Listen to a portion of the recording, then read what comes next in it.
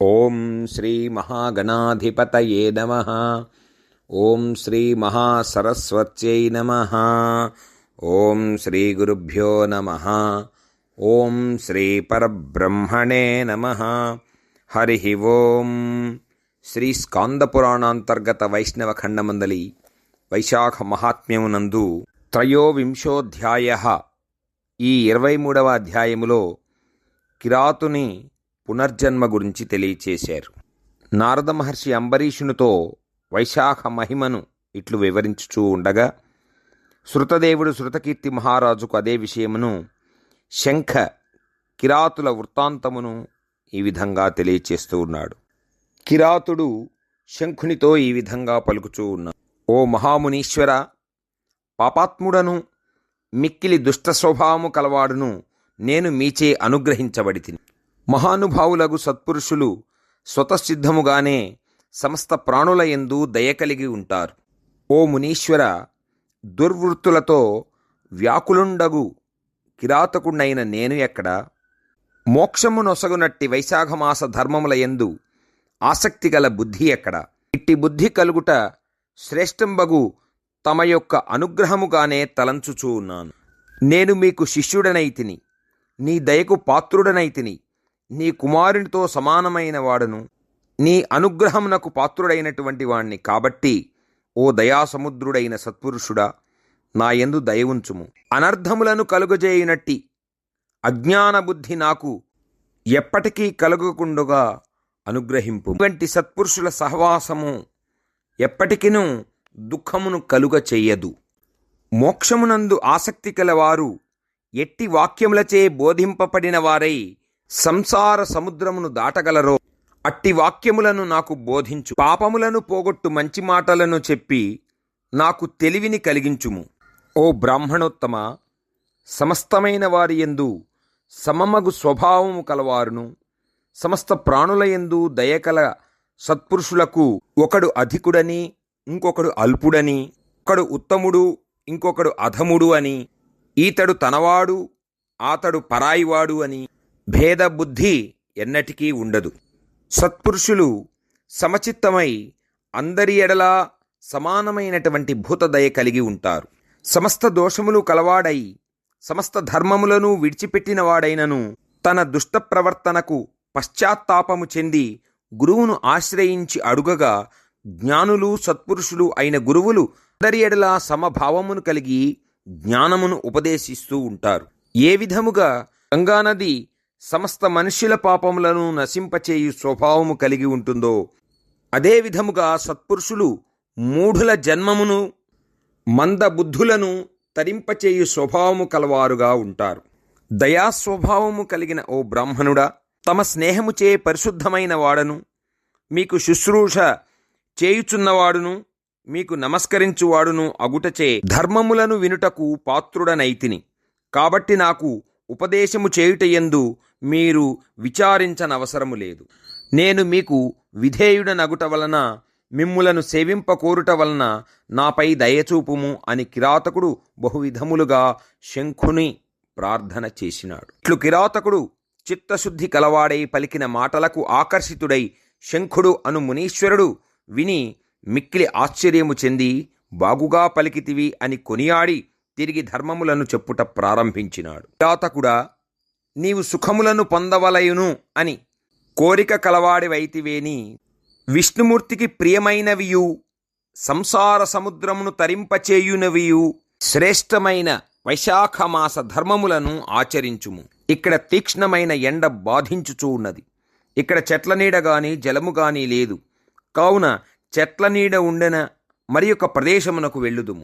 అక్కడికి వెళ్ళి జలపానము చేసి దట్టమైన నీడయందు విశ్రమించి నేను వినినట్టివియు చూచినట్టివియు సమస్త పాపములను పోగొట్టునట్టివియు అయిన విష్ణు కథలను వైశాఖమాస ధర్మములుగా అక్కడ చెప్పెదను అని ఈ ప్రకారముగా శంఖుడు అను బ్రాహ్మణుడు మునీశ్వరుడు పలకగా కిరాతుండు అంజలి చేసి ఇట్లు పలుకుచూ ఉన్నాడు. ఇక్కడకు సమీపములో ఒక సరస్సు కలదు. దానిలో శుభ్రమైన జలము కలదు. ఆ సరస్సు ఒడ్డున పండ్లతో నిండి ఉన్న వెలగ చెట్లు కలవు. మనము అక్కడికి వెళ్ళిన ఎడల సౌకర్యముగా సుఖముగా ఉండును, సందేహము లేదు అని కిరాతకుడు చెప్పగా ఆ బ్రాహ్మణుడు అతనితో కలిసి ఆ సరస్సు వద్దకు వెళ్ళెను. శంఖుడు కిరాతకునితో కలిసి సరస్సు దగ్గరకు వెళ్ళి అచట మనోహరమగు కొంగలు, హంసలు మున్నగు జలపక్షులతో కూడి ఉన్న మధురమైన ధ్వనులు చేయు తుమ్మెదలు రాలినటువంటి పుష్పములున్న ప్రదేశము, లతావృక్షములు ఎక్కువగా ఉన్న ప్రదేశం, వెదురు చెట్లు, గాలి తమలో ప్రవేశించుట చేత మనోహర ధ్వనులు ఆ ప్రదేశమంతా వ్యాపించి ఉన్నవి. తాబేళ్లు, చేపలు మొదలు జల ప్రాణులతో ఆ సరస్సు కూడి ఉండెను. కలువలు, తామరలు మున్నగు జల పుష్పములతో నిండి మనోహరమై ఉన్నది. వివిధములగు పక్షులు అచట వ్రాలి మధురముగా కిలకిలా రావములు చేయుచూ ఉండెను. ఆ సరస్సు గట్టున పొదరిండ్లు, నీడనిచ్చు చెట్లు పుష్కలముగా ఫల పుష్ప వృక్షములు నిండుగా మనోహరములై ఉండెను. అడవి జంతువులను అచట స్వేచ్ఛగా తిరుగుచుండెను. ఇట్టి మనోహరమైన సరస్సును చూచినంతనే శంఖుని మనస్సు ప్రశాంతమయ్యను, శరీరము సేదదీరినట్లయ్యను. శంఖుడు మనోహరమగు ఆ సరస్సున స్నానము చేసి సంధ్యావందనాది కార్యక్రమములను చేసి శ్రీహరిని పూజ చేసెను. అక్కడ ఉన్న మధుర పండ్లను శ్రీహరికి నివేదన చేసి ప్రసాదముగా కిరాతకునికిచ్చెను. ప్రశాంతమగు మనస్సుతో, ప్రసన్నమగు చిత్తముతో ఆ కిరాతకుని దయాదృష్టుల చూచి ఇట్లు అనెను: ఓ కిరాత, ధర్మతత్పర, నీకే ధర్మము చెప్పవలెను. బహువిధములగు ధర్మములు అనేకములుగా ఉన్నవి. వానిలో వైశాఖమాస ధర్మములు సూక్ష్మములుగా, అల్పక్లేశ సాధ్యములుగా ఉన్నను అధిక ప్రయోజనమును కలిగించును. వానిని ఆచరించి సర్వ ప్రాణులకును ఐహికములు, ఆముష్మికములు అగు శుభలాభములు కలుగును. ఈ వైశాఖమాస ధర్మము సూక్ష్మములైనను విశేష ఫలమునిచ్చునట్టివై సమస్త ప్రాణులకు ఇహలోక పరలోక సౌఖ్యములు ఒసంగుచున్నవి. నీ మనస్సులో దేనిని తెలుసుకోవలయును అని కోరిక కలదో దానిని ముందుగా అడుగుము అని మునీశ్వరుడు పలకగా కిరాతుడు దోసిలి పట్టి ఇట్లు పలుకుచూ ఉన్నాడు: ఓ స్వామి, కేవలము అజ్ఞానముతో నిండి ఉన్న ఈ కిరాత జన్మ ఏ కర్మములను చేయుట వలన సంభవించినది? ఎలాంటి సుకృతము వలన మంచి బుద్ధియు మీలాంటి మహానుభావుల సహవాసము సంభవించెను? నేను ధర్మములను వినుటకు తగ్గినవాడిని అని మీకు తోచిన ఎడల దీనినంతయు సవిస్తరముగా తెలియచేయండి అని శంఖుడిని అడిగెను. ఆ మునిశ్రేష్ఠుడు చిరునవ్వు గల ముఖము కలవాడై మేఘధ్వనులతో సమానమగు గంభీర వాక్యములచే ఇట్లు తిరిగి పలుకుచూ ఉన్నాడు: ఓ కిరాతకుడా, నీవు పూర్వజన్మంబున వేదశాస్త్రములు చదివినట్టి, విశేష తేజస్సు కలిగినట్టి, శ్రీవత్స గోత్రమునందు పుట్టినటువంటి స్తంభుడు అను పేరు కలిగిన బ్రాహ్మణుడవి. నీకు ఉత్తమురాలు, పతివ్రత అయిన కాంతిమతి అని పేరు కలిగిన భార్య కలదు. వేదశాస్త్రాదులను చదివినప్పటికీ నీవు ఒక వేశ్యయందు మనసుపడి ఆచారాదులను విడిచి శూద్రుని వలె ఆచార విహీనుడవై ఆ వేశ్యతో కాలమును గడుపుచూ ఉంటివి. సుగుణవతియు అగు నీ భార్యను నీకును ఆ వేశ్యకును సేవలు చేయుచు మిక్కిలి పతిభక్తి కలిగి ఉండేడిది. ఆమె నీకును నీవు ఉంచుకున్న వేశ్యకును అనేక విధములగు సేవలను ఓర్పుగా శాంతముగా చేసేడిది. ఆమె మనస్సులో బాధపడుచున్నను భర్తకును భర్తకిష్టురాలగు వేశ్యకును బహువిధములగు పరిచర్యలను చేయుచుండెను. ఈ విధముగా చాలా కాలం గడిచినది. నీవు ఆచార శూన్యుడవై దుర్మార్గుడవై బ్రాహ్మణ్య కృత్యములను విడిచిపెట్టి బ్రాహ్మణులు భుజించు ఆహారమును విడిచి శూద్రసమ్మతమగు గేదె పెరుగు, ముల్లంగి దుంపలు, నువ్వులు, అనుములు కలిసిన మాంసాహారమును భుజించితివి. అనుచితమైన ఆహారము వలన నీకు అనారోగ్యము కలిగెను. రోగము వచ్చుట చేత, ధనహీనుడ వగుట చేత నిన్ను విడిచి ఆ వేశ్య మరొకరితో పోయెను. పతివ్రత లక్షణములు కలిగిన నీ భార్య మిక్కిలి ఓర్పుతో నీకు సేవ చేస్తూ ఉండెను. నీవును పశ్చాత్తాపడితివి. మన్నింపుమని నీ భార్యను కోరితివి. నేను నీకేమీయూ చేయలేకపోతిని అని బాధపడితివి. ఓ ప్రాణేశ్వరి, నీవు నాకు అనేక విధములుగా శుశ్రూష చేసినను విశ్వాసముంచక పాపాత్ముడనై ఉపకారమేమియూ చేయనైతిని. ఓ ప్రాణేశ్వరి, భక్తి శ్రద్ధలతో శుశ్రూష చేయుచున్న భార్యను ఎవడు దూషించుచు అవమానము చేయునో అట్టివాడు పాపాత్ముడై 15 జన్మల పర్యంతము నపుంసకుడై పుట్టుచుండును. ఓ పూజ్యురాల, పతివ్రతాగు నిన్ను పరాభవము చేయుట వలన నాకిట్టి హీనజన్మ ఎత్తవలసి వచ్చినది. నీవు నాకు అనేక పరిచర్యలు చేసినప్పటికీ సంతోషింపక నిన్ను తిరస్కారము చేసినందుకు నీకు కలిగిన కోపాగ్నిచే దహింపబడితిని అని దీనముగా పలుకుచున్న భర్తను చూచి ఉన్న ఆమె కృతాంజలి అయి ఇట్లు పలుకుతూ ఉన్నది. ఓ ప్రాణనాథ, నీవు ఈ దీనవచనములను పలకకూడదు. ఆ క్రోధముచే దహింపబడుచున్నానని మీరు పలికితిరి. అట్టి కోపమేయు మీ ఎడల నాకు లేదు. పూర్వమందు చేసుకొనబడిన పాపములే దుఃఖములను కలిగించుచున్నవి. కనుక అట్టి దుఃఖములను ఏ పతివ్రతా శిరోమణి కాని ఏ పురుషుడు గాని సహించుచూ ఉన్నారో వారే ఉత్తములు. నేనేదియో పాపమును పూర్వజన్మలో చేసి ఉండుదును, దాని ఫలము ఇది అని నీకు ధైర్యమును చెప్పెను. నీవు ధనహీనుడవైనను పుట్టింటి వారి నుండి బంధువుల నుండి ధనమును తెప్పించుకొని నీకు సేవ చేయుచూ ఉండెను. నిన్ను శ్రీహరిగా భావించి గౌరవించినది. వ్యాధిగ్రస్తుడవైన నీకు బహువిధములుగా సేవలను ఏవగించుకొనక భక్తి శ్రద్ధలతో చేసినది. నీ ఆరోగ్యము కోరి నిన్ను రక్షింపుడు అని సమస్త దేవతలందరినీ ప్రార్థించినది. భర్తకు ఆరోగ్యము కలిగినచో చండికకు రక్తాన్నమును గేదె పెరుగుతో సమర్పింతును అని ప్రార్థనలు చేసినది.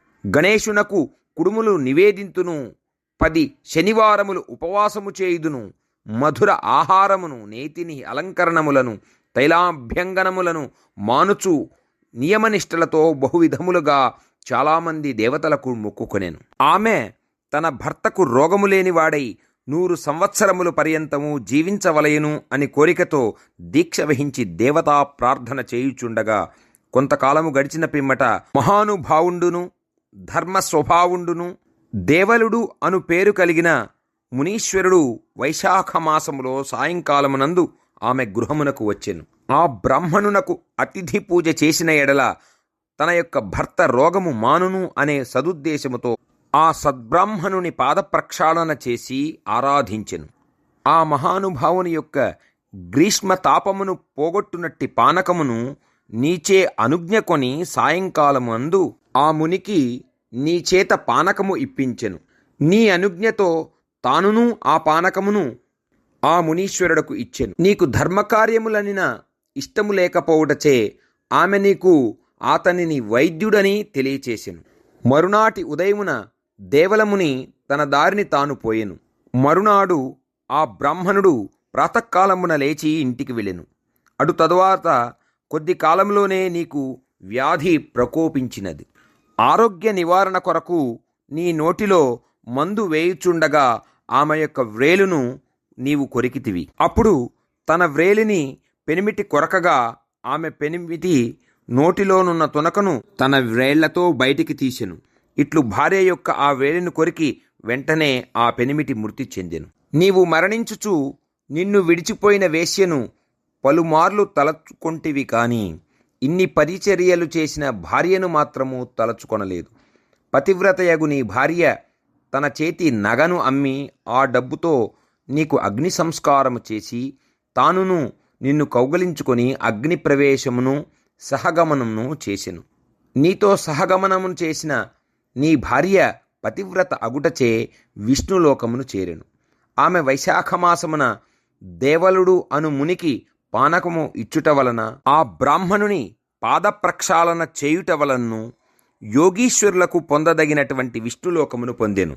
నీవు మరణకాలమునందు నీచురాలగు వేశ్యను తలచుచు ప్రాణములను విడుచుట చేత సమస్త పాపములు పొందినవాడవై శరీరము చాలించి క్రూరమగు కిరాత జన్మమును పొంది ప్రాణులను వధించుచు ఎల్లప్పుడూ దుర్మార్గుడవుగా ఉంటివి.